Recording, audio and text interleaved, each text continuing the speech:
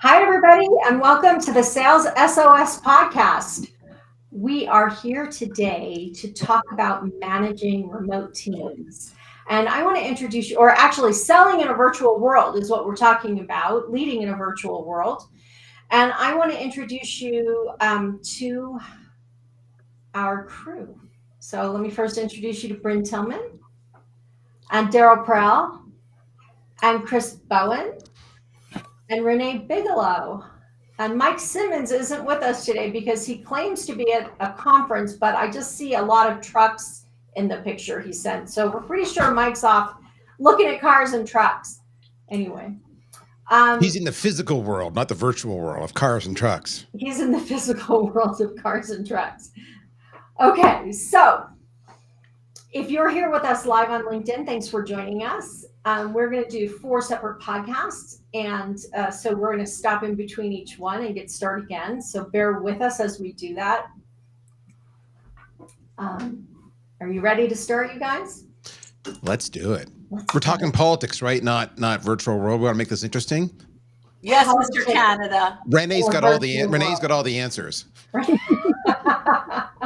Renee has very carefully been sitting here quietly. Okay. And shout out to everybody online. I see in the comments we're getting comments there, Race. That's fantastic. Okay, you ready?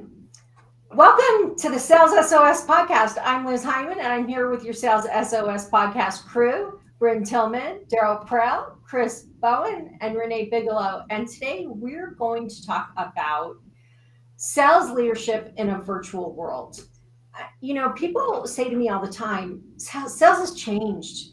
Sales is different. And we've talked about this a lot. In some ways it's the same, and in some ways it's different. But sales leadership has also changed. There are some new realities that really force us as sales leaders to rethink the way we are doing things. And I think that a really good place to start is talking about territory management. So in this episode, let's really think about, there are some traditional ways to do territory management. Let's talk about that. And then let's talk about what are some new ways of thinking in this new virtual world, and why they make sense. So traditional territories. Does anybody want to take that on? What do we typically think of when we think of traditional territories? Bryn's got the answer. I always have an answer, whether it's the answer, I don't know. But I've always got an opinion. I mean, traditional territories can be broken up by industry. So certain reps will have assigned different industries or geographic area so that there is some arbitrary border around what kind of companies or the location of companies that are assigned to sales reps. And it's really common, even today, to have physical territories, right? So I get the East Coast, I get California and Seattle, Washington and Oregon, or you get the southern states, right? We break this up into territories because we feel like, or traditionally, physically being in that location means that you can drive around or do a quick flight and be face-to-face with your clients. Now, with some of my clients in some industries, that's still true.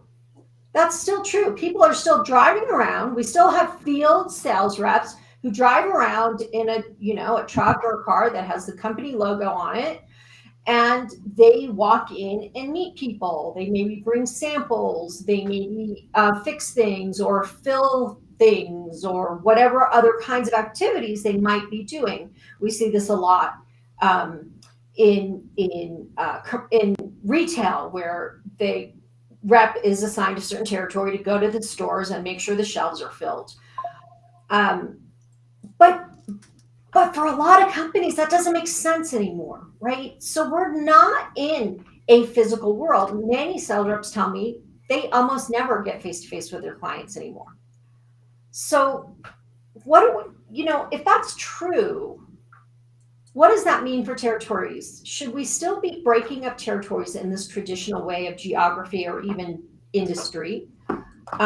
Or should we be thinking differently?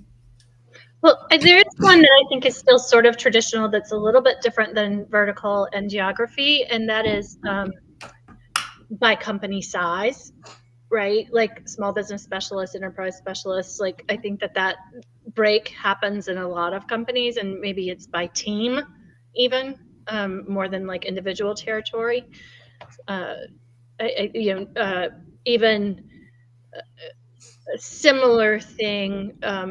I'd say it's scale, not just company size, right? Like when I worked in media, you would have like national reps versus local reps. That wasn't about territory, it was about scale, right?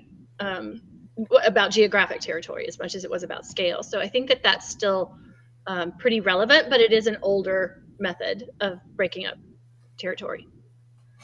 The virtual world is interesting because it gives you a whole different way of tackling your target audience. And it comes down to, there's a lot of noise these days, right? So how does somebody stand out?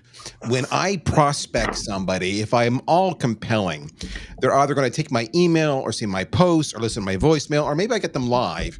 But in real time, if I've intrigued them enough, before they respond to me, they're going to check me out. We all do it, right? They either Google me or they go to LinkedIn.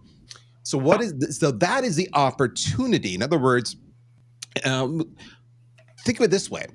If I am an expert in media production and I have a media production podcast and I've got some media production experience in my background, I'm the logical person to be reaching out to all the media producers and all the tangential fields, regardless of time zone, regardless of zip code or postal code, regardless of location. All right, because they're going to check me out and they go, oh, that person's credible. They know my business. So that's a really, really, really, really big thing.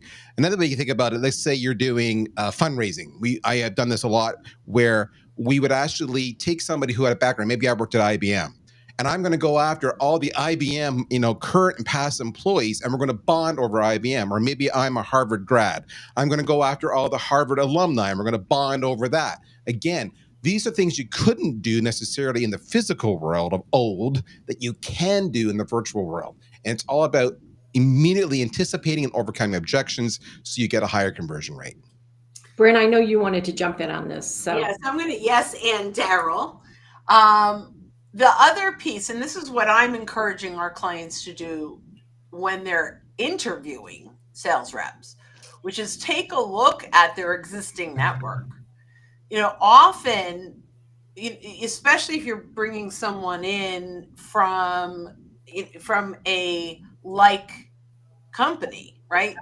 And they may even have a non-compete with their clients, but they could have a huge network of people that they had been prospecting that are not part of a non-compete that they had been connecting with inside of their LinkedIn connections. So taking a look at who they already know is a wonderful way to assign accounts. Now, all the other things you put in place, what is their expertise, size company might matter, whatever that looks like. But at the end of the day, the most important thing, in my opinion, is the relationship that sales rep has. I'm just going to share one quick thing. This happened moons ago when I was selling leasing services at a bank. There was another rep that was assigned an account that I had a relationship in. And I was told to make the introduction to the other rep versus why don't we swap accounts? That rep has nowhere. So I hate to say, but as a salesperson, what's in it for me to just hand over someone that I worked with for years and have a deep relationship with? So the mindset, and that always stuck with me, and I did it, and I never got the business, and neither did he, because he didn't have the relationship. So for me, when I saw LinkedIn, whatever bajillion years ago, I was like, this solves this. So as you're bringing in reps and you are assigning companies to them, I think start with what Renee said and what Daryl said, like start with that expertise and then go to who is their first degree connection and then potentially who is their second. So there's social proximity and pathways to get to those buyers.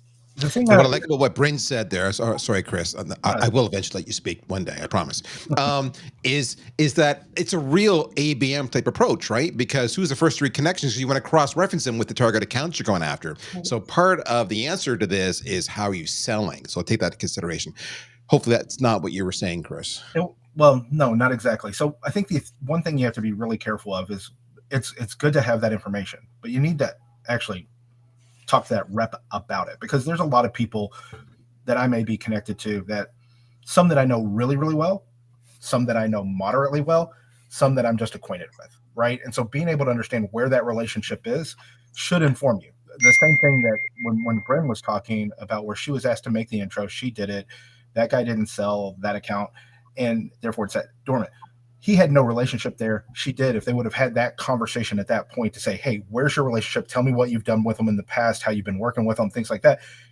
You can, that decision becomes almost a light switch at that point, right? It's either on or off, and you can really tell if there's that much of a disparity between the two reps, just because you're falling back on old habits of saying this is geo-based or industry-based or something else like that, right? So it's, you want to be able to make sure you've got it. You just don't want to necessarily, as with most things, you want to be intentional with the way you're going to choose to apply that logic, because you want to know what that relationship is. What have you sold to them before? What's that relationship? How long has that been in place? How have you maintained it? All those types of things. It's very interesting as we're thinking, as we're talking about this. You can see the evolution in sales territories, right? Like we created territories. It was like survival of the fittest, right? Whoever hunts the most eats the most. And then we created territories to instill process and improve efficiency, right? And things like that. And now in a virtual world, in many companies, it's gone back to, like you said, do you have the relationship? Who can hunt the most? Who's willing to put in the most effort? And I think that it's actually a very short amount of time for that full cycle, right? Like there's still people in their career who've gone through that entire circle with plenty of career left in it. So I just think that's something to think about, right? When we go back to this like open territory, which is saying, right, relationship based. There are things that we lose that we instilled before that were process based or for efficiency, and like how do we think about those things in that virtual world? One of the things that we haven't talked about yet is, some of the benefits of this obviously is that right away your new sales rep can become dramatically more productive because they already, as Bryn was saying, they have those first connections, they have those relationships right away. Plus, they can talk the talk if you're going with their expertise as an example. So right away, they're out of the gate, and because they have the relationships, they can actually have, shall we say, safe conversations in the first 30 to 45 days. So they're really, the people that they know will share with them, well, I've looked at your product that for that company you just joined, and here's my concerns about it that they might not otherwise share. So there's a lot of upside to this. Yeah. It's faster onboarding, it's faster to results, it's more credible, and honestly, your employee retention is going to go through the roof because the rep themselves is more comfortable cross-referencing their own expertise with what your product or your service does. So they're leaning on what they know as opposed to learning from scratch and trying to drink from a fire hose. So if you do this, there's just a lot of positives. So it's interesting because I think Bryn and I were talking several months ago about a client who one of the sales reps got moved into a brand new territory, right? And a physical territory. And he's like, I don't know anybody and I still have the same quota. Mm-hmm. Right? How do you advance in that environment? So the other thing to remember, Daryl, tied into what you're saying, the more connected a person is, the more they have friends and relationships, the more likely they are to stay. And those relationships, if you're in sales, are with your clients as much as with your coworkers. Yeah. I just want to share, because if we're talking about my client that was in that situation where there was a merger of two companies, so he lost his territory. FYI, he left the company and started his own company. I'm working with him now, and it hasn't launched yet, starting his own company. And the guy that was in his territory, in his physical territory in Michigan, also left because he was frustrated at the way that he had way more responsibility and no more money. So they ended up losing both relationships, and that whole territory is now vacant. So it's just, if they had gone to market together, Right. like it just would have been so much more productive. Anyway, so I think if that's the client we were talking about. I think that we're presenting a lot of the positives of this open territory relationship or account based kind of territory, but I think there's also the other side, which I don't think gets talked about as much, which is list squatting. Right. So Daryl, the minute you said a new rep can go to like onboard and get to sales faster, I'm sitting back here just like kind of cackling, thinking. And the reality is, in most places, they start and all those relationships they have are already on someone else's list, right? Correct. So if you move to that open territory kind of thing, there's a lot of work on the sales management side to make sure that there's not list squatting. Which is ironically exactly, if you look in the comments here, what Laurent has said. He says, literally, it sounds like more of a sales managing issue. Exactly your point, Renee.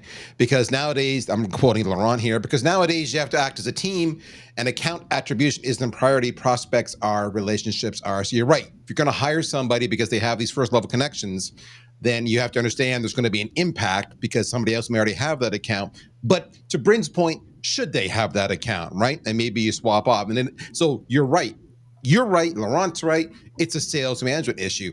So maybe the real question here is, why are sales managers not doing this? Because this, to me, as a manager, this is like a win-win, but I just see so many not doing it.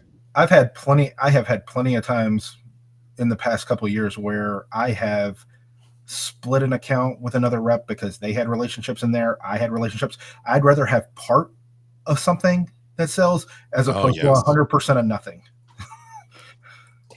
Well, and I want to take you guys back on a journey with me, which is when I was at Miller Hyman many moons ago. We were 100% relationship based, and the funnel was the tool, the CRM, which we didn't have a CRM at that time. We had a funnel and a spreadsheet. That's how long ago it was. Was it Lotus 123? Just curious. I loved Lotus 123.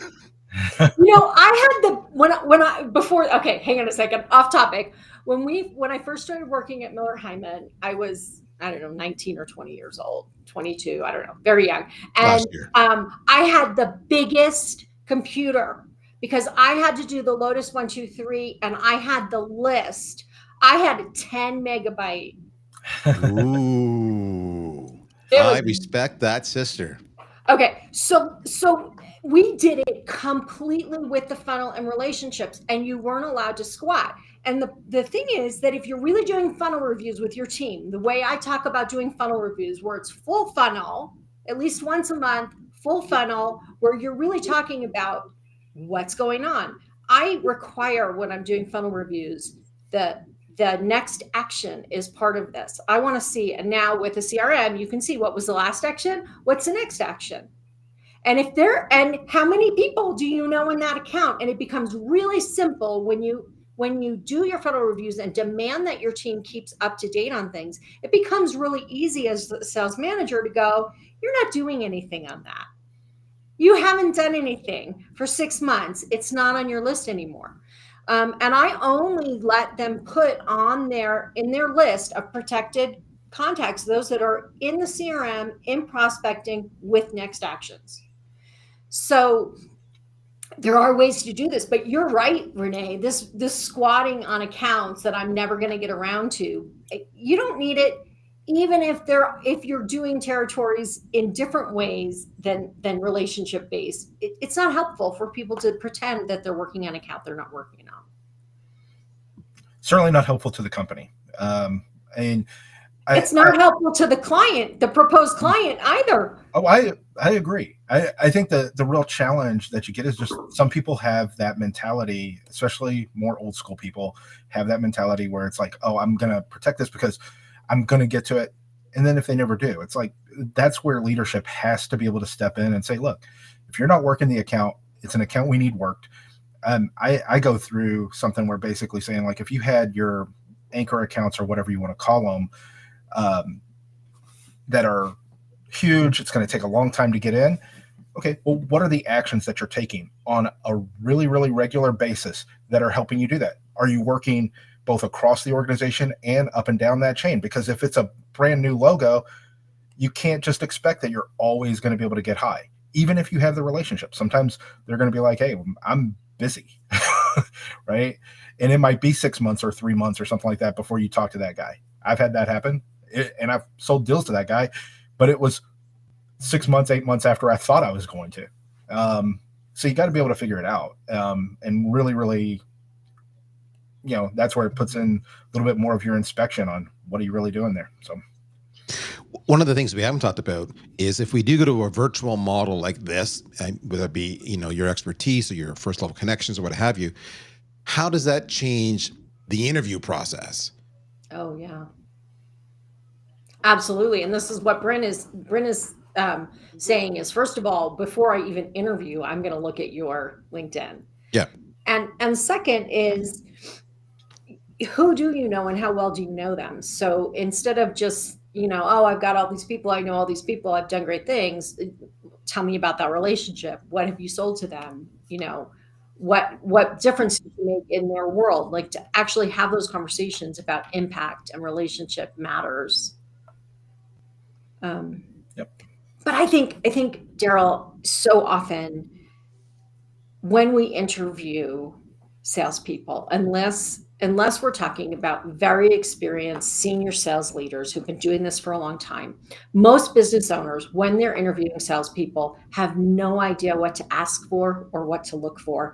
And so this is the big talker, big stories, 170% of yes. quota. Yep. And one of the things I've been saying a lot lately is, if only 40% of sales reps actually hit their sales goal, how is it that 100% of the people you interviewed exceeded theirs? When I was at Mercury, we had a guy. He's now, I think, CEO of a company, might be CRO, but I think he's CEO. But he hit his number 30 consecutive quarters. It was a machine. But it was the work. He had the relationships, but he also put in all the work, and he moved things to where they really fit. And that's that's one of the challenges I think you sometimes run into is you got to be able to do all of the effort in order to get there. Not just everybody sees the outcomes, nobody sees the work. So I was actually on an interview a couple of years ago, and this COO of this company is like, and I'm asking questions like, when your funnel is empty, where do you start? What do you do when you see that you've got not enough leads in the funnel? And I'm saying, what do you do at a trade show? What do you do before? What do you do during? Like, I'm asking very specific questions about how do you do your job? And the COO looks at me and says, Liz, why are you wasting time with these questions? What? He's listen to him. He's got a great personality. This is a guy who said, I don't do trade shows, and trade show was a critical part of of the strategy. And I'm like, he's just a big talker. This is it. He has no process. He has no way to make sure that the work is getting done, like Chris was talking about. Go ahead, Chris. Yeah. I mean, you can find that. I mean, obviously you're going to end up with people that can be articulate and charming and things like that. It's, what do they do when you're not watching? Right? Like, if they're not prospecting on a regular basis, if trade show was a big part of this and they don't do trade shows, then okay, what percentage of your revenues come through trade shows, and are you willing to let go of that for this piece of business? Or who's going to pick that up? Are you willing to hire somebody else that's going to work only trade shows because this guy's not working any, right? Like, there's a whole lot of other decisions that you end up forcing yourself into by making a suboptimal choice. Yeah.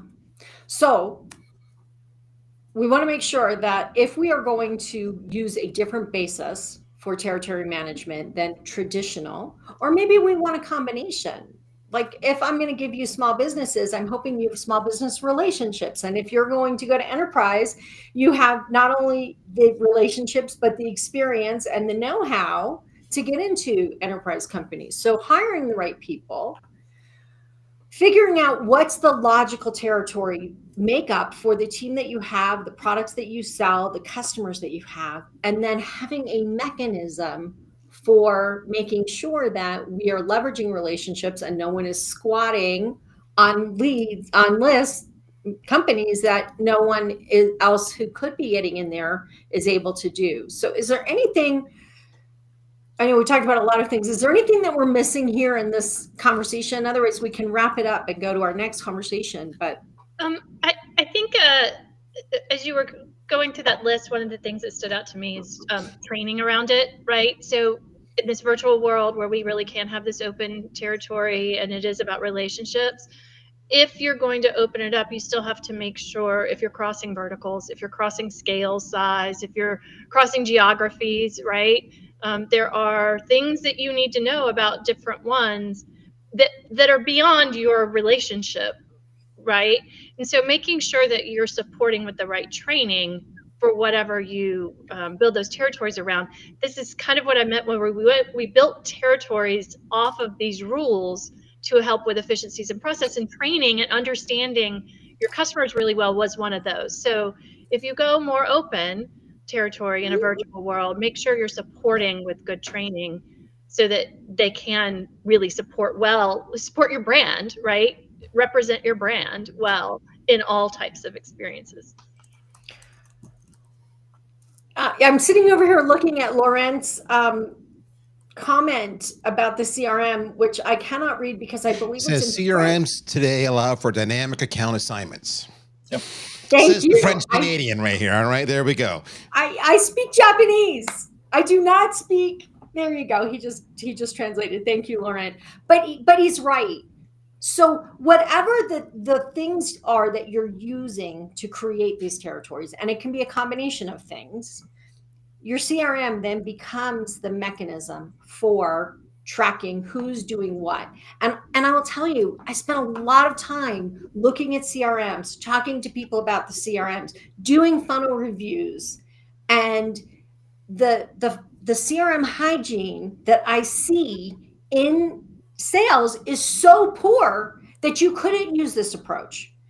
So until you have cleaned it up and held your team accountable for doing the things that they say they're going to do, actually putting tasks in that show you what they've been doing, you can't have just open territories because you have no mechanism for keeping track of what somebody is actually doing.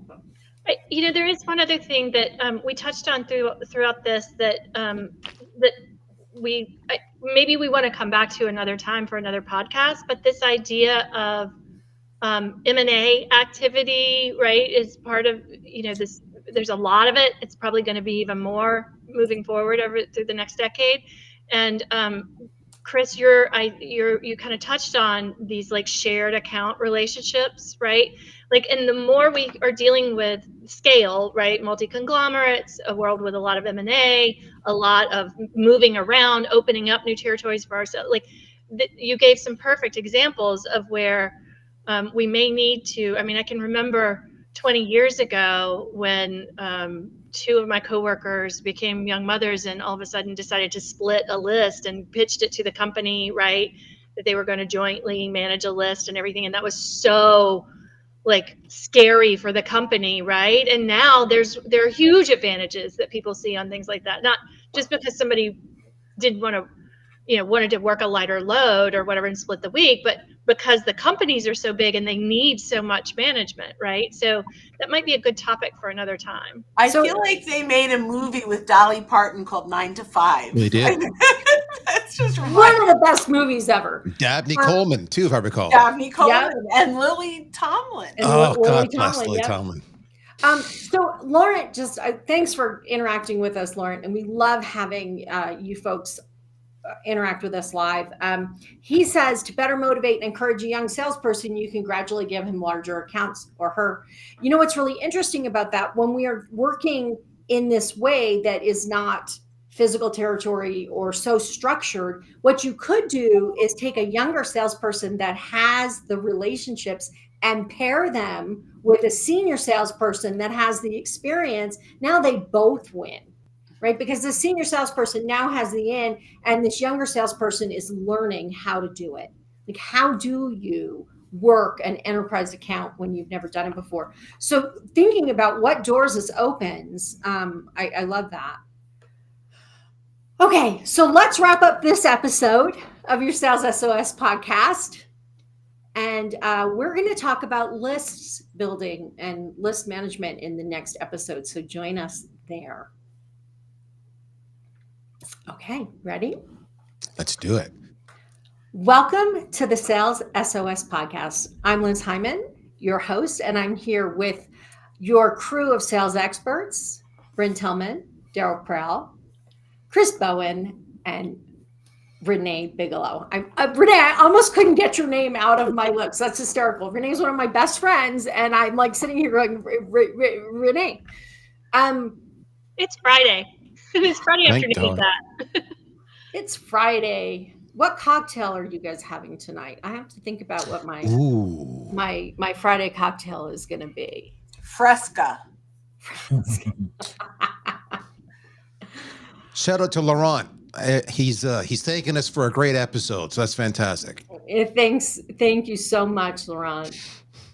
Okay, so we're talking about leading sales, being a sales leader in a virtual world, and we want to talk now about effective. We want to talk about leveraging relationships or list building. So we've talked a little bit about how do you break up territories in our last episode based on relationship, but how do you actually do that? Like, what does this actually look like?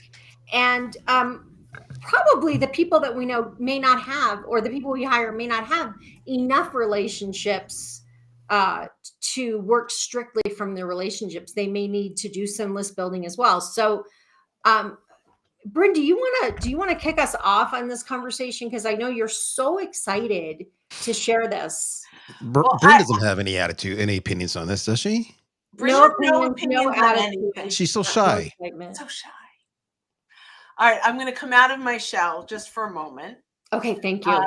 Yeah, and I'll share, my favorite thing about LinkedIn is the ability to search and filter your connections and the connections of your connections. So list building on LinkedIn in the free is great, and in Sales Navigator is like dynamic. So even in the free, you can take inventory of your existing connections with basic filters like location and industries. You can even actually take inventory of the companies that are represented in your first degree connections by size company that Renee talked about in our last podcast. And by location and industries, and title. Well, not in the company search. So in the company search, right? So and I kind of blended both. In the company search, you have industry, location, and size of company, as well as first degree connection. When you're searching your first degree connections from a people perspective, yes, you have title, you have keywords that you can add in there. It's really powerful. So what we typically talk about is we start with building out our ideal filters, and then we take inventory of our first degree connections. So who are we already connected to that meet that criteria? And I'm going to talk about it as if it's in the free LinkedIn, because in Sales Navigator, there's so much more you can do, but I'll stick to the free LinkedIn for a minute. So now we have this list. It's a dynamic list. We can save this list in our Chrome bookmarks, which is, if you don't have Sales Navigator, the second best way to save your lists is in a Chrome bookmark, and name it first degree or first base connections, right, that meet that criteria. The next thing we can do are second based connections, right? who knows who we want to know. So we may have 1,200 first degree connections and 85,000 second degree connections. So that 85,000 is a huge list, but we want to start looking at now, who do our strategic referral partners and clients know? So we can now use the connections of filter. So I have 85,000 sales leaders and I put in Liz Hyman and now I have 3,300 sales leaders. Because of that 85,000, she knows 3,300 of them. Now, maybe I decide I want to go smaller in territory, or, I might want to go less keywords or more keywords, depending on how I want to grow or shrink that list, until I get a really nice number of maybe 30 or 40 people that Liz knows. Now I get on a call and I said, Liz, can I quickly run through this list? Let me know who on this, based on what you know about me, if you were a client, how we helped you, or if you're a strategic referral partner, just remind them of how you can help them. And then who on this list do you think I shouldn't be reaching out to? So we have 30 and now there's 7. So now we're down to 23. Now we have 23 and I'll say, Liz, of these 23, who on this list would you be comfortable introducing me to? And there's 4. So now I'm down to 19. And I say, Liz, when I reach out to these 19, can I mention that we had this conversation today and that you thought it made sense for me to reach out to them? Yes, fabulous. And now I have a huge list, very top of the funnel, but in a warm market perspective. You're making a few introductions. I'm going to name drop. Hey, Daryl, as Hyman and I were chatting, your name came up in conversation. She says, hello, right? Let's connect. Thanks for connecting. I was talking to Liz a little bit about X, Y, and Z. She thought it made sense for me to reach out and introduce myself. Let's connect. Or now that we've connected, happy to fill you in on a little bit more. Happy to give you some resources around this if that's an area that you would find helpful. Whatever that looks like, I already came in because Daryl loves Liz and I love Liz. And so Daryl's going to take my call because we share that warm connection. So I want to stop for a second, because we're talking about now this idea of referrals or connectedness, right? And I want to remind you, you guys, your crew already knows this, but for those of you who are listening, it's important to remember that the easiest sales that we will ever make are to our happy customers. They will always buy more if they can. So we always want to start there. But the second easiest, least expensive, shortest sales cycle, most likely to have buy from you again, are referrals. So when you get introduced by someone to another company, you have credibility that enables you to go in and really figure out how to build a strong relationship and support this company to be successful. Now, if you use that relationship and try to sell something the company doesn't want or isn't a good fit, then that isn't going to work. But if you go in and serve a friend of a friend, the likelihood of your success is so much higher. The least efficient, most expensive, lowest close ratio, longest sales cycle are people you don't know, and you're just picking up the phone and cold calling. So anything that we can do to warm up a conversation, one, enables us to get access in a world where getting access is so hard. I keep telling you guys this number, 4,000 emails a month. If I don't know you, I'm not answering, right? So it opens the door for a conversation we wouldn't otherwise be able to have. It delivers a level of trust that wouldn't happen in a cold conversation, and it opens the door for better, honest conversations that enable you to help better. So I wanted to put that framework in place as we're talking about this. So when Bryn's talking about use your friends or your good connections or your clients who love you to get introductions, it's huge. And the way that Bryn described doing it, rather than saying, hey, do you know anybody who might be interested in buying? What happens when people ask you that? You're like, not right now. I can't think of anybody in this moment, but if I do, I would be happy to make a referral, right? And they truly would. the data says, one of my friends did a survey, Joanne Black. Love Joanne Black. Bryn and I are both air kissing her. She's a brilliant woman. She wrote a book called No More Cold Calling. And she said, to get the survey data, that 70%, oh, there you go, 70% of people said that if they were happy, they would make a referral. 4% of those people had ever been asked. Right? There's a huge gap. So okay, so it's important that we leverage the relationships that we have. Okay, you guys have had me and Bryn on this. What are your thoughts? Daryl, Renee, Chris? We scared Bryn away. As soon as she wasn't able to talk, she just left. Oh, now she's back. There we go. Renee, why don't you go for it? You go first, because I know you got some powerful thoughts. Well, referral, I mean, I 100% agree on referrals. I believe that LinkedIn gives you an ability to tap into referrals and be far more proactive than ever. As Liz said, there's a difference in, well, first of all, let me back up and say referrals are not favors, right? They're proactive problem solving. So you're asking your clients, are there people who have similar problems that you had that we fixed, right? And there are a few things that go into this. You want to make sure that they are in a state of appreciation and they remember what you've done, right? So you want to make sure that they remember what you've done, so that they can identify the people who have those similar types of problems.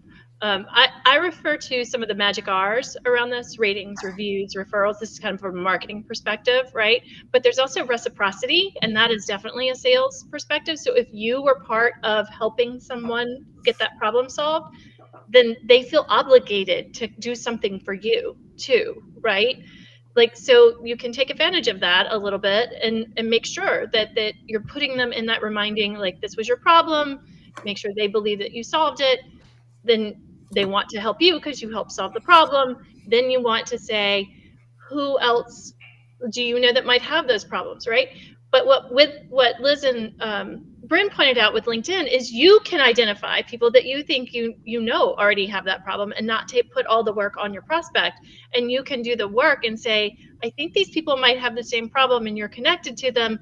Do you know if they're experiencing some of these same problems? Do you know them well? Would you be comfortable referring us, right? That's so much easier lift.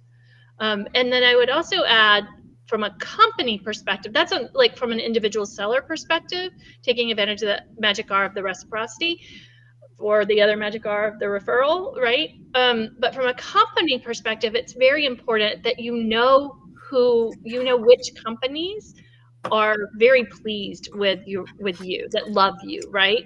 And the people who would be most likely to give referrals, because you need to be able to market to them in addition to that personal one-on-one selling, asking for the referral. So this one is a really simple way.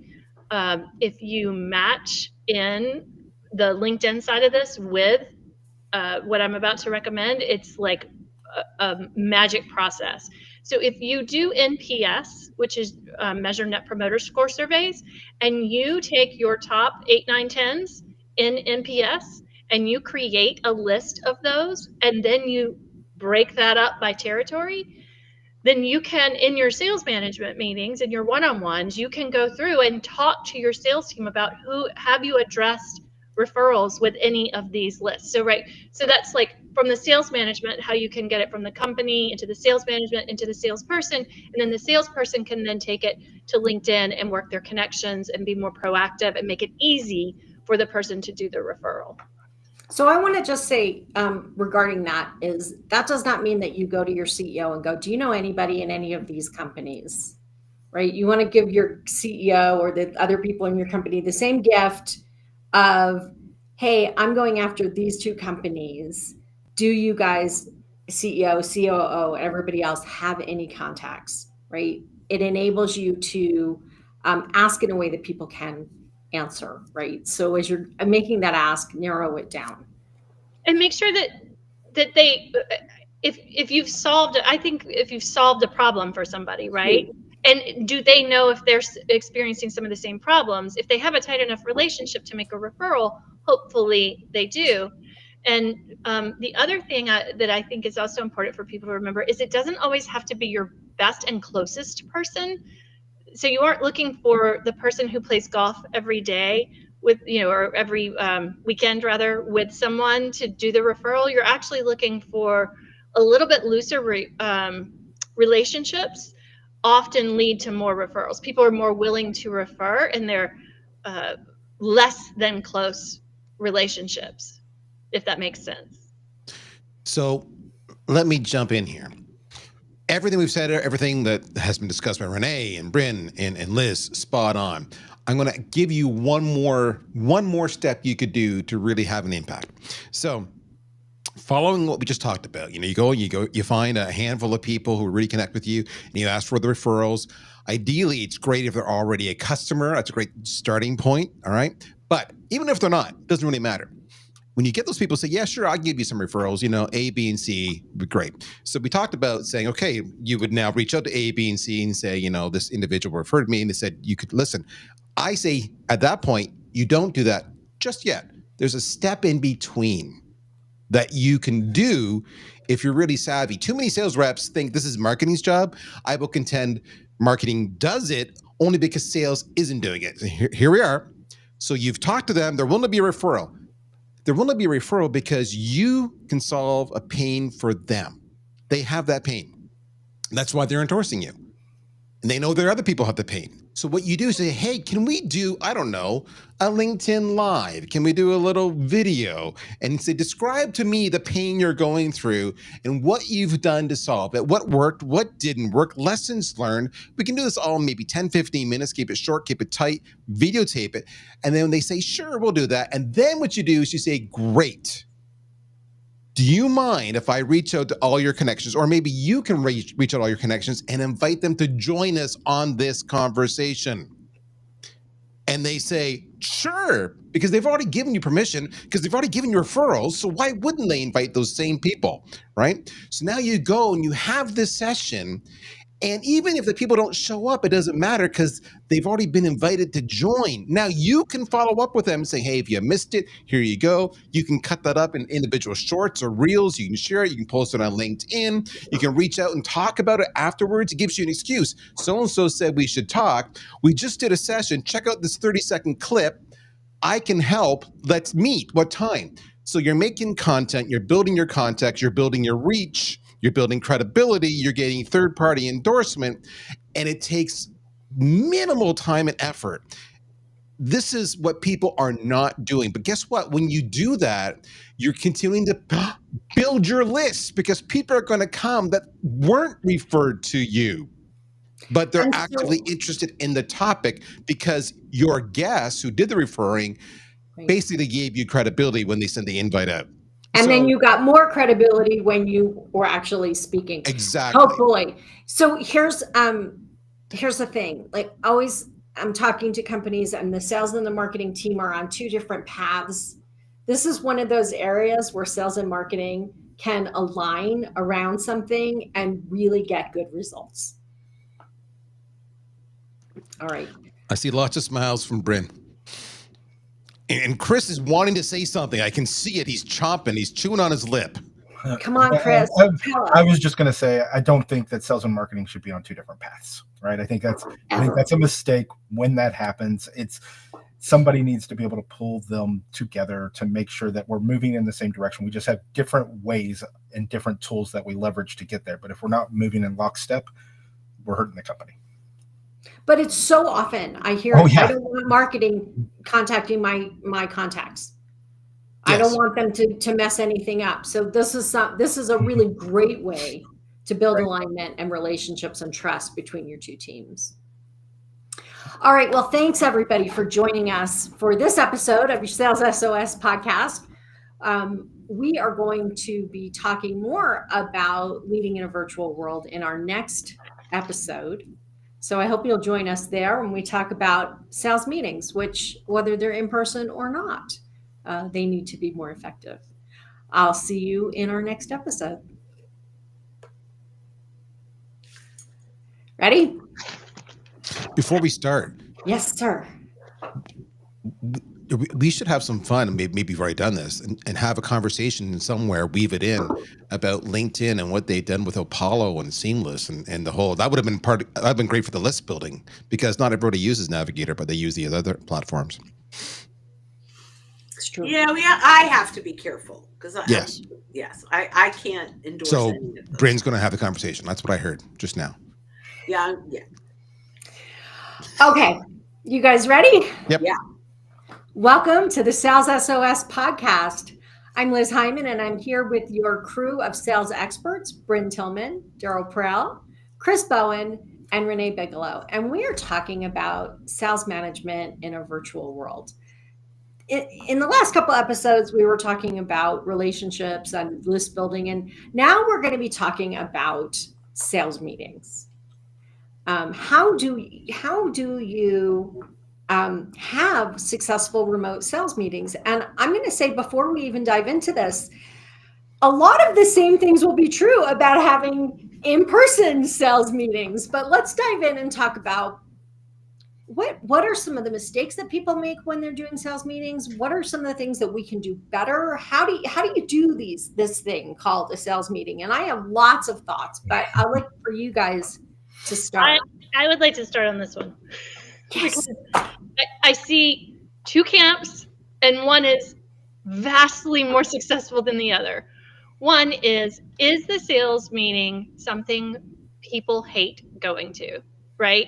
Like, I don't care if it's virtual or in person, to your point, but depending on the tone of what that meeting is and how you address the culture of your sales department and your company in that sales meeting is going to be whether or not people spend all week talking to their coworkers about how much they hate going to it and dread it and will come up with any excuse to get out of it, and therefore it is not productive at all. Or people go and feel like, oh, I'm going to get this. This is going to, like, I know I'm going to get something I need out of it. I'm going to feel pumped. Somebody's going to recognize something I did. I'm going to hear what's going on within the company. Like, this is an hour I need, or 30 minutes, or however long you run it, that I really need to schedule my week around, right? They're very rarely middles. Right. Those two worlds. And the one where people want to schedule their time around it and want to go and get the information and feel recognized, or those teams are always vastly more successful than the other ones. I'm going to yes and that, and add that not only are they more successful when you're in that positive, when you're coming from that positive place, but you're going to get much better response. So they'll show up and they'll be happy, but you're going to get results, right? Because people. Yeah, well, that's what I mean by the successful. Yeah, like. Yeah, exactly. I love that. And so one of the things when I was at a company a long time ago, the sales manager felt like the sales meeting was the time to call everyone out on whatever they messed up with that week, right?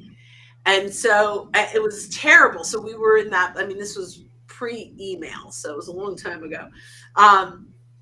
It was horrible to go into that meeting. And I had been promoted into that team from a team that had a very good culture. So it was same company, different manager, different leader.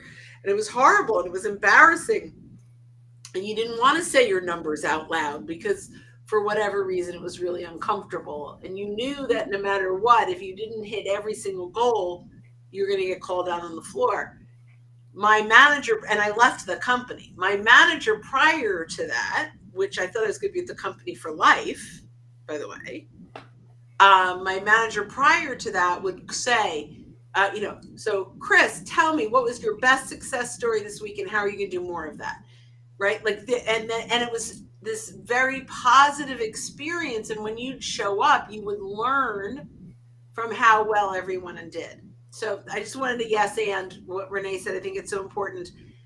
I have 3 things for virtual meetings, and then I'm done because I don't really run too many virtual sales meetings. Number 1, require video on, because for me the biggest frustration is if I'm in a sales meeting that another company's running and no one's video's on but mine. They're doing emails. They're doing other. They're not paying attention. Require videos on. Number 2, set an agenda before they show up. Let them know exactly what it is that we're going to talk about. They can prepare for whatever they need to prepare for, and I think that having that agenda just they can follow. It's like when I go to a Broadway show, I like to know Act 1 and Act 2. Where's the last song before I get to go to the bathroom, right? Like, what is the agenda? I want to know what that is. And then the third thing is every agenda should come with in an email before saying, is there anything you would like to add to this agenda? And allow the sales team to add anything that they feel, or at least request to add anything that they feel would be valuable. So that's all I have to say on the whole topic, but thanks for letting me share.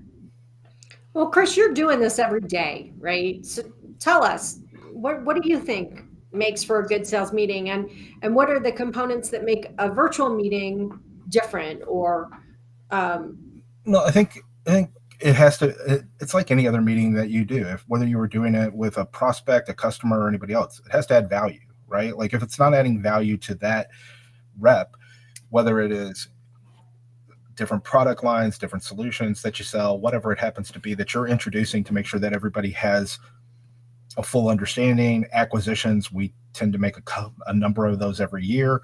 How does that acquisition fit into our overall plans? How are you going to be able to leverage that to get into accounts or to expand your footprint within the accounts you're in? Make it valuable for them, right? If it becomes a firing squad or anything like that, nobody's going to want to show up. And I wouldn't want to show up to that either. But, make sure you do the recognition for people that have done things. I try to be a little bit more, or want to be a little bit more specific, because that way other members of the team may hear that, and instead of, oh, sold X or sold X dollars or whatever, sold this particular solution into this company. Well, that may trigger across other members of your team. I need to reach out to them because I want to understand what they did, who they spoke to, who they sold, what was the persona they sold to, how did they get that through, right? Because maybe I think it's a really valuable solution in some of my accounts, but I want to make sure I'm leveraging their secret sauce, right? They've already got that deal closed. Especially if it's your industry focused, which we are. So, but it's making it valuable, and I would say make it the shortest amount of time that is feasible. Right? Like if you have it scheduled for an hour, but you have 42 minutes of content, it's a 42-minute meeting, and then get out of there, right? Because nobody wants to waste their time. Absolutely. Daryl, did you want to add something to this? I'm going to repeat a little bit of what Rail said here, but for me, the big thing is a couple things.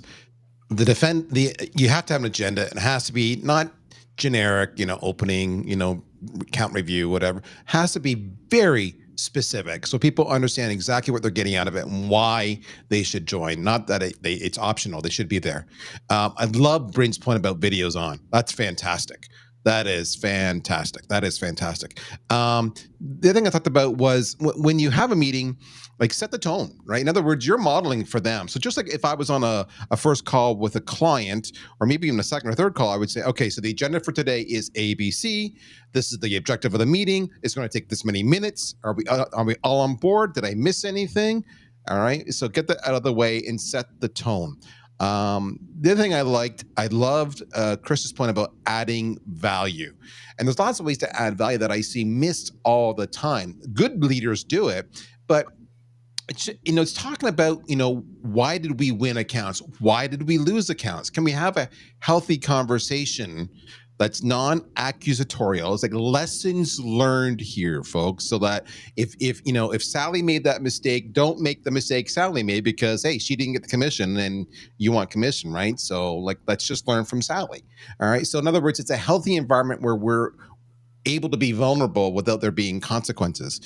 Bring in the occasional guest speaker. Like, it doesn't have to be all the time, but maybe one a quarter, one a month, whatever, just so it's exciting and mixes it up. Do some recognition occasionally, whether it be, you're giving away tchotchkes or what have you. Just thank you so people get some camaraderie going. Because part of this is not just a sales meeting, it's team building. I want to go. I want to learn. And then, if you set the agenda, stick to the agenda. All right. If it's a 30-minute meeting, don't let it go an hour and a half. That's just stupid. So people need to know that's predictable. The last thing I would say is attendance is mandatory. This is something I see all the time. Right. Oh, I've got a call. I just scheduled. It's the only time they can make it. That's bullshit. All right. Thank you for calling that out, Daryl. Yeah. I mean, it just annoys the living hell out of me. So when you're scheduling other client meetings, you say, I'm busy in that time. What are the times you have available? All right. So end of story. So it's not optional. And I see too many, shall we, for lack of better words, teachers' pets on the sales team get away with bloody murder. And all the other reps take note of that. So it's not building a healthy environment. This is where you get to actually have a conversation. Now, the flip to that, I'll say, is this. The sales leadership needs to understand their leadership. They're not necessarily a rep. So if the sales reps want to bitch nonstop about marketing or management, the sales leader's job is not to say, oh, I know, I hear you, they all suck.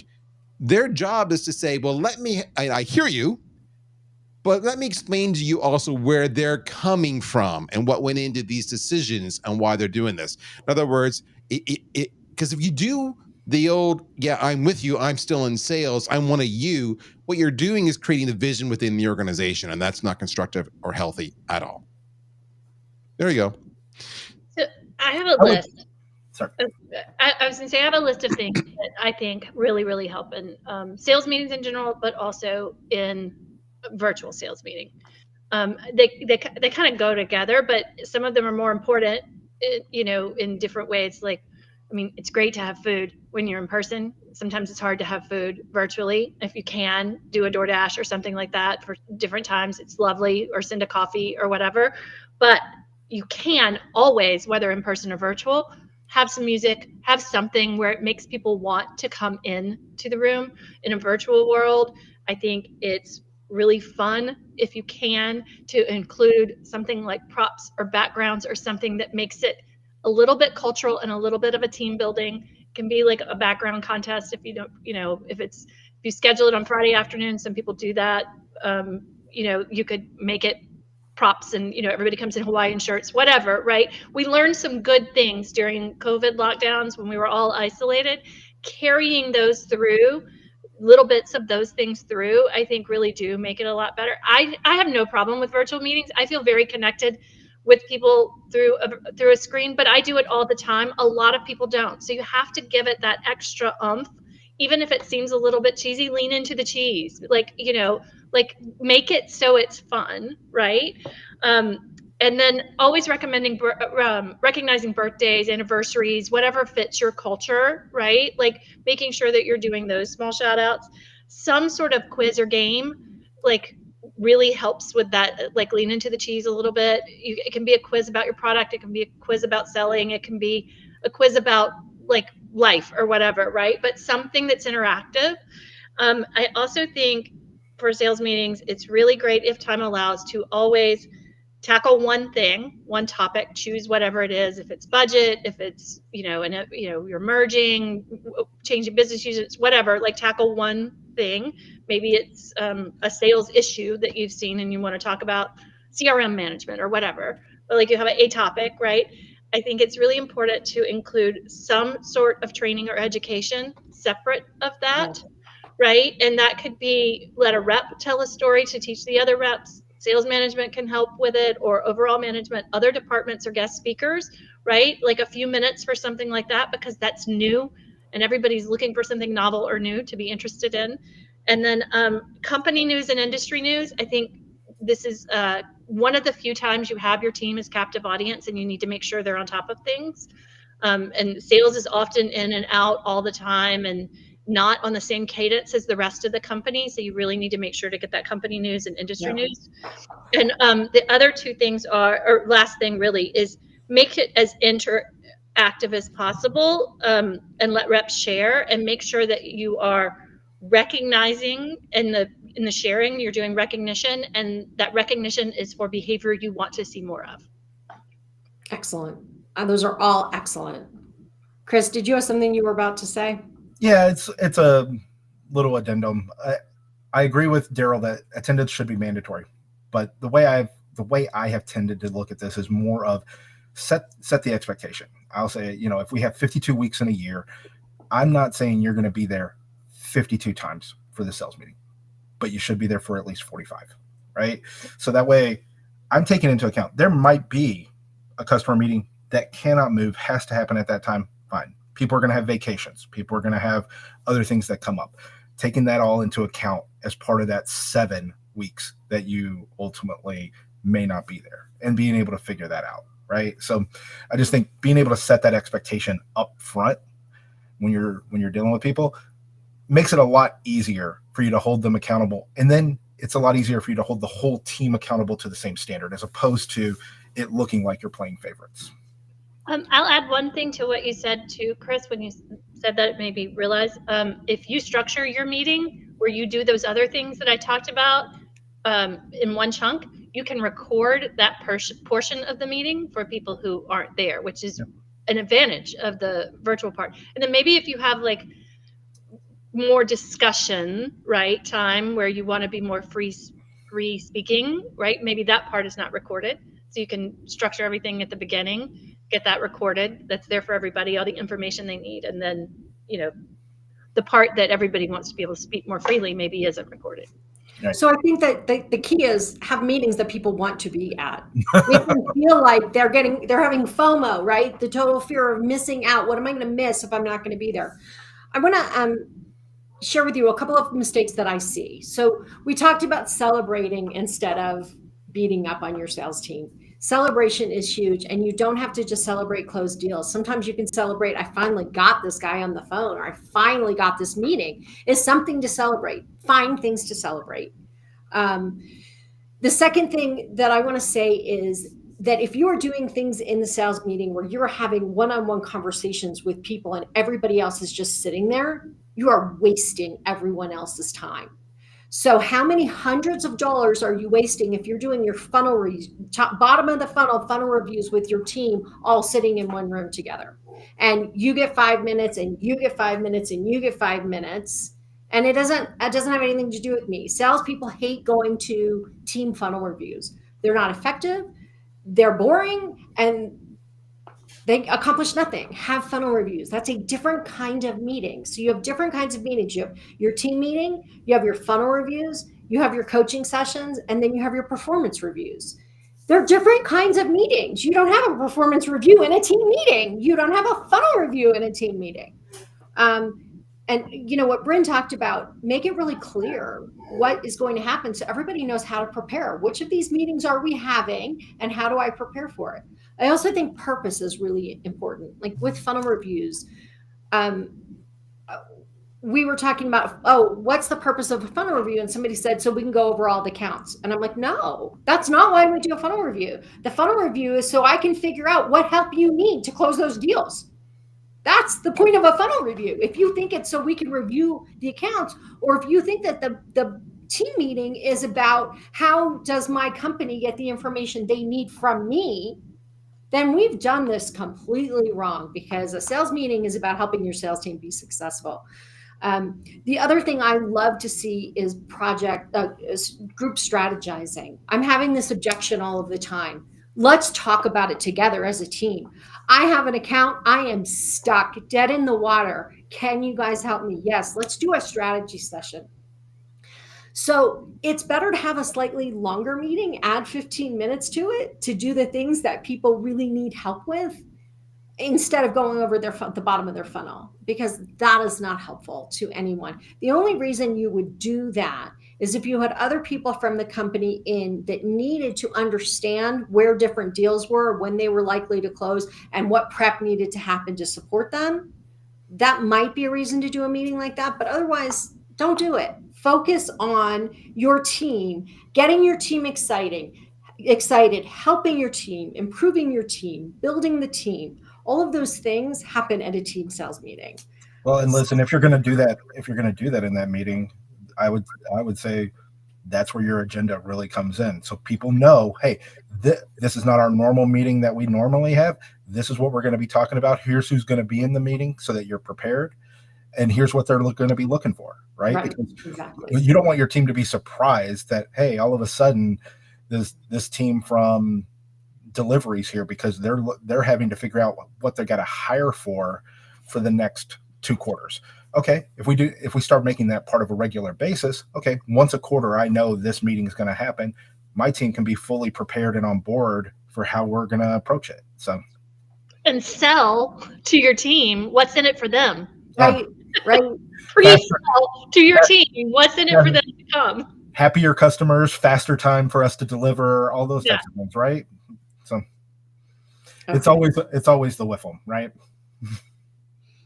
All right. So this has been a great episode of the Sales SOS podcast. I think having successful virtual meetings or in-person meetings are important. So I'm so glad you joined us for this conversation, and we will see you in our next episode. All right. Our last episode. Are you guys ready? Yeah. All right. I love listening to everyone, by the way. I learned so much. It's awesome. I know. Isn't it fun? Yeah. Okay. Ready? Welcome to the Sales SOS podcast. I'm Liz Hyman, your host, and I'm here with your crew of sales experts, Bryn Tillman, Daryl Prell, Chris Bowen, and Renee Bigelow. And we are talking about sales leadership in a virtual world.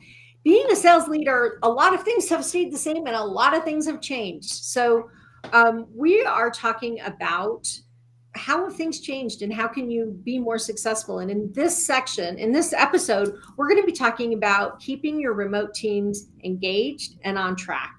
And I think this is true for anybody who runs a remote team, but I think it's particularly difficult for people who run remote sales teams. And sales teams have been remote probably longer than any other teams. So this is a problem we've been dealing with for a really long time, but we have great tools now to help do that. So let's talk a little bit about how do you keep that remote team excited, motivated, hitting their goals. And I'm who wants to start with this today?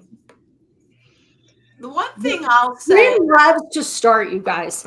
It's so much fun because she's always ready to go. All right, Bryn, how do we start? I like to get it over with. No, I'm kidding. No, I'm kidding. No. So,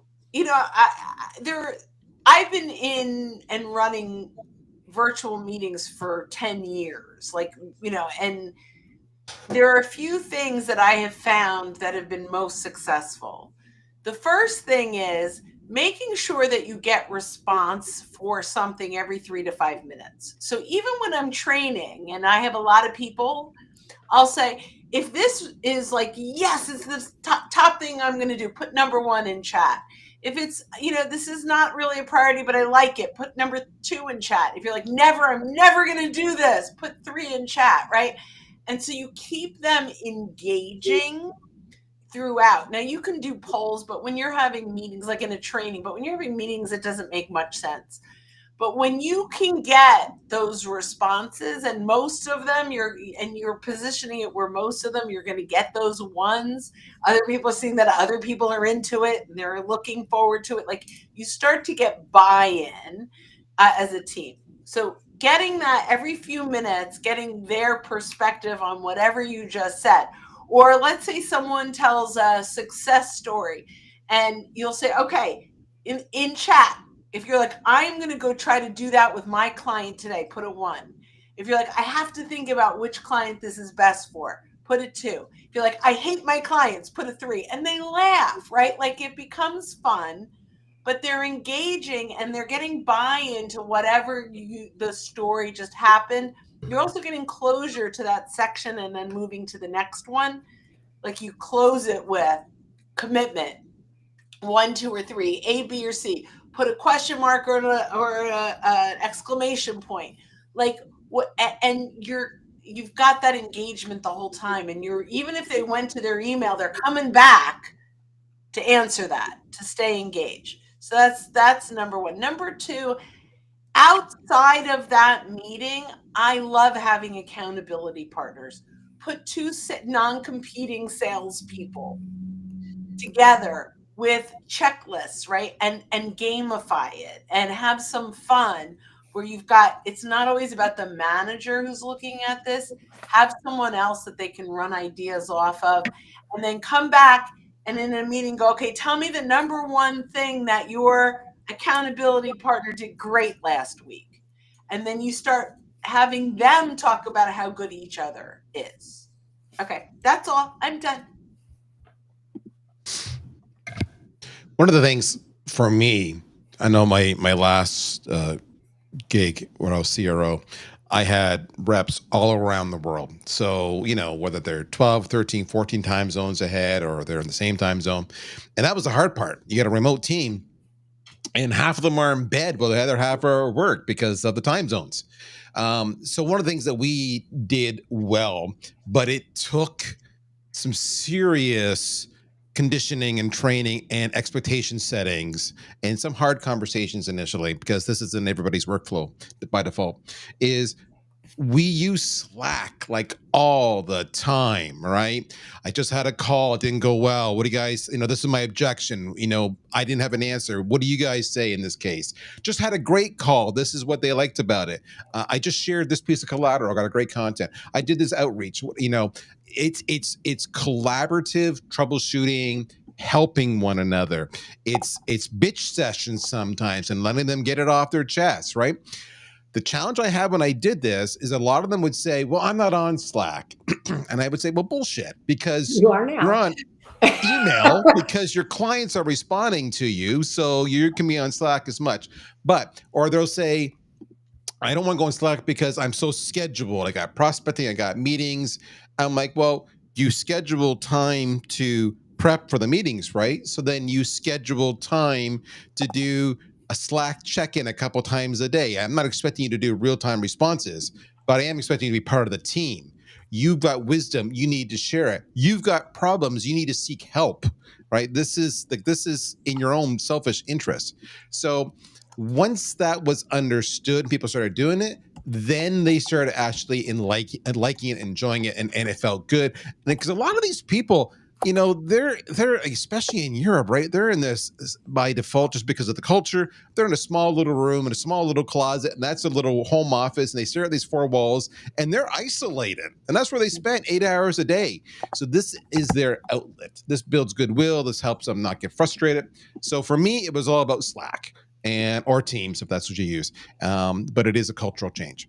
And I will say, I just want to add to that. And then, Chris, I see you've got something to say. But during COVID, when some people became remote workers that were not before, particularly salespeople who are so used to engaging with people and talking to people and hanging out with people and being with people, they got really depressed.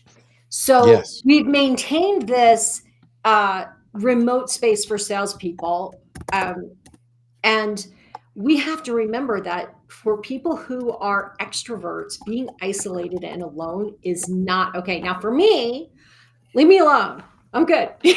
But for salespeople who are extroverts, being alone is demotivating. It's isolating. It's depressing.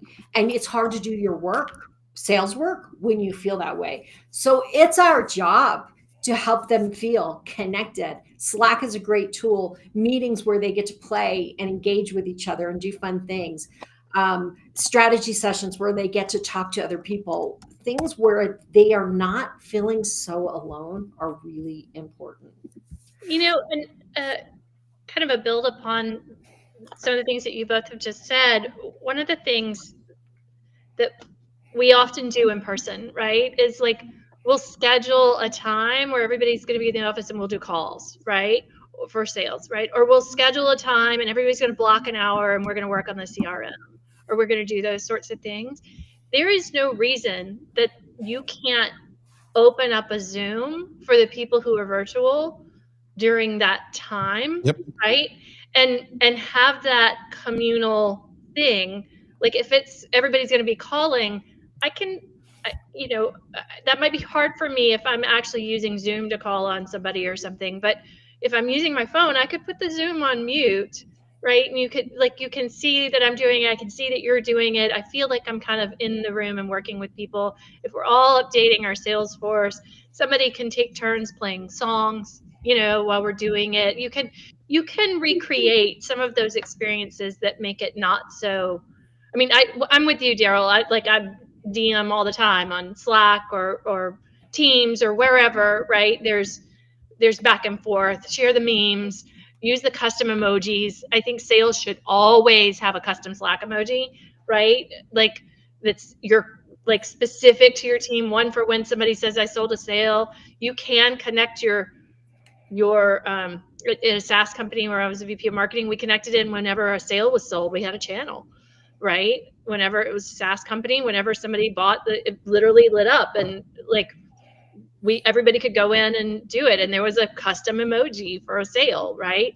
Like you can do fun things that make it like when you're in the office. That Slack channel kind of evolved because we started off started as a startup. There was a gong, right? For when there was a sale, and that's hard to do virtually, right? So the Slack channel with that feed coming in helped with it. So I think leaning into all the things that you would have done in person and finding little homes for that. Throw open a Zoom, tell people, hey, it's lunchtime. I'm going to be working at my desk. And if anybody else wants to hang out, I'm going to have the Zoom open. Hey, we're working on the CRM. If you want to have a co-working space together, we can do that. Whatever those things are, I think that recreates some of that same kind of thing and gets those collaborative moments that people are so adamant that we have to return to office for. Not every sales team can return to office, right? Like you may have a distributed team on purpose, even though everybody else is in the office or whatever. So I just think really leaning into and remembering some of those things that we probably did during COVID that can work really well during this time too, like during regular time. There's it's funny as I hear Renee say that, because I remember during COVID, my friend's daughter just sitting for hours on Zoom with her friend while they were cooking and just hanging out, and they weren't even actually chatting the whole time. They were just hanging out, and we can do that. Now as adults, we can hang out in this way, not like when I was a kid and we were on the phone for 2 hours and mom wanted to kill because she'd be calling for 2 hours and the line was busy.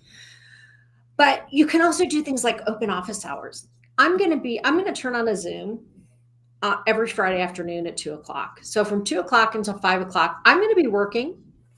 If you want to just hang out and work, you can do that. If you want to talk, if you want to ask questions, I'm here. Just hang out with me.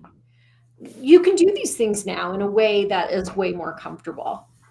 Chris, what have you got? Oh, sorry, Renee. I was going to say, there's also another phenomenon that I often see inside of teams, not assigned by management, but inside of teams. I hate this word for it. I think there's a better way. I like co-working better, but a lot of people call it accountability buddies, right? Like if you are virtual and you are alone, whether it's discipline is your problem or you don't like to be isolated or whatever, like having some buddy systems within teams that aren't management driven helps with some of that kind of thing too. Chris, did you have something for us? Yeah, it's pretty light though. I think the one thing I think you have to take into account is if you have a remote team, it's going to put a lot more work on your managers. They have to make sure that they're prepared to engage in the way that they need to in order to keep the team engaged, to keep things moving forward, to understand what things can be done in a group setting, what things need to be done one-on-one.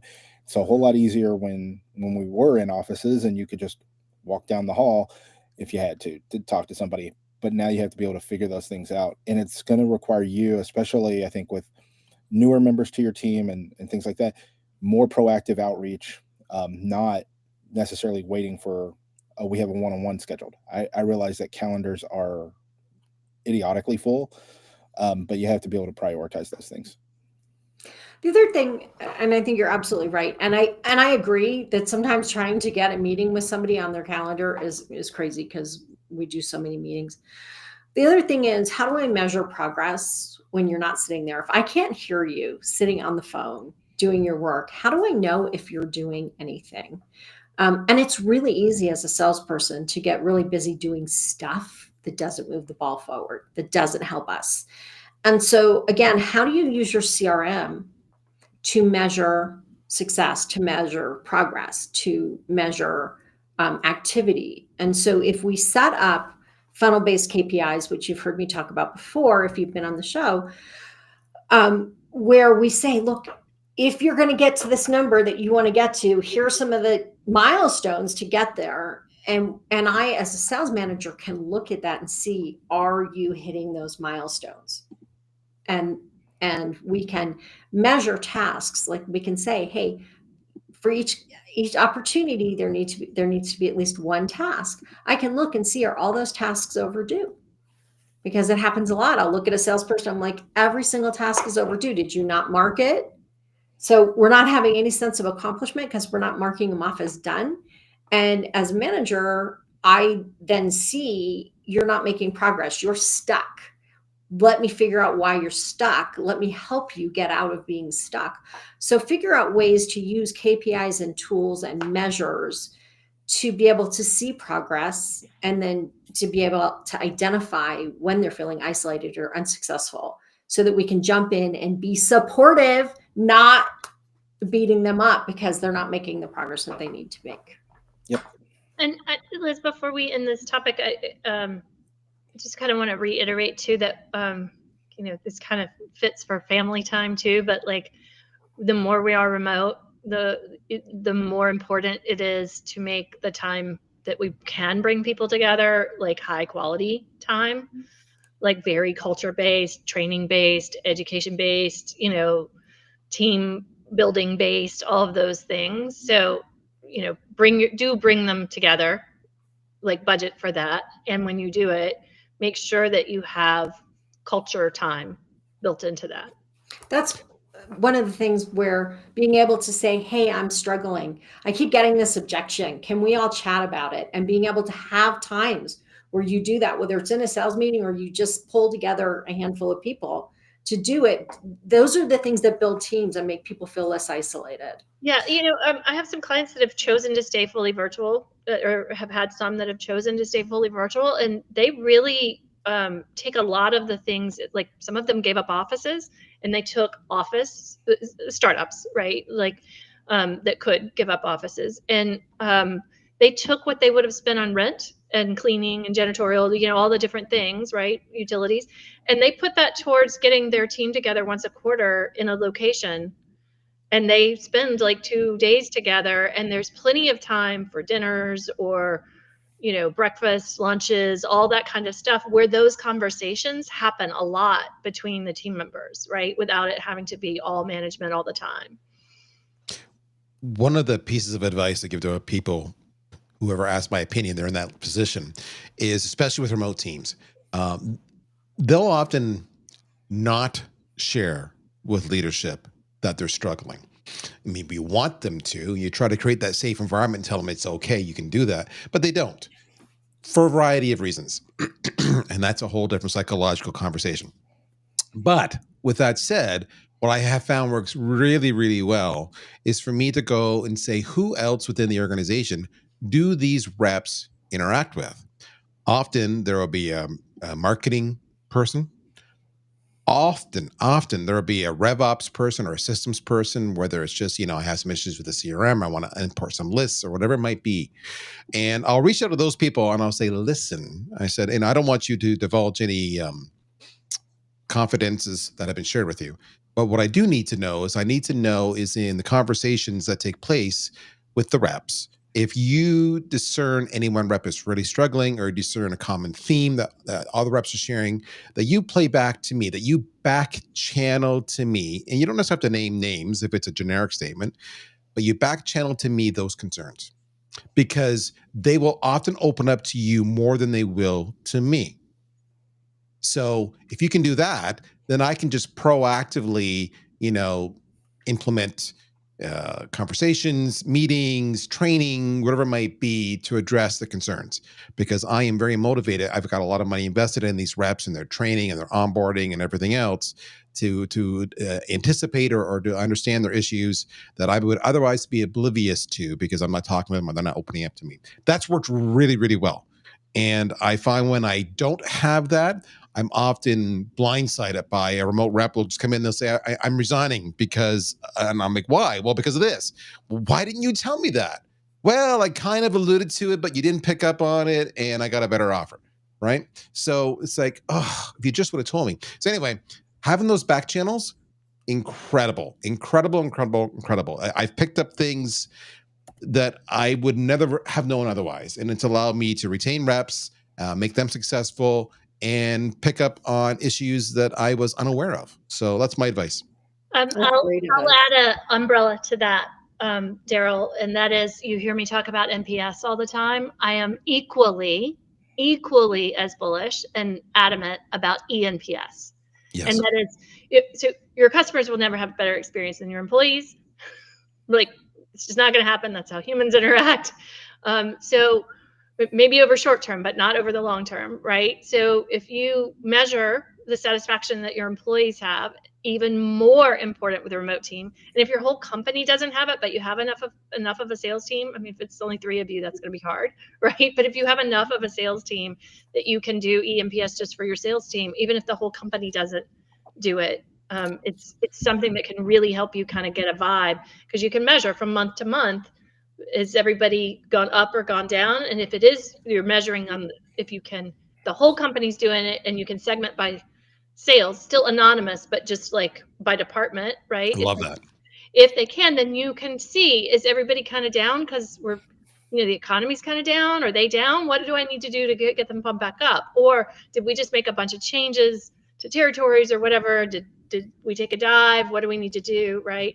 So now, when I've done things like that in the past, whether it's exactly what you described or even just informal surveys, etc., the pushback we always get is, yeah, but I don't want to answer because that it's us, even though you say it's anonymous.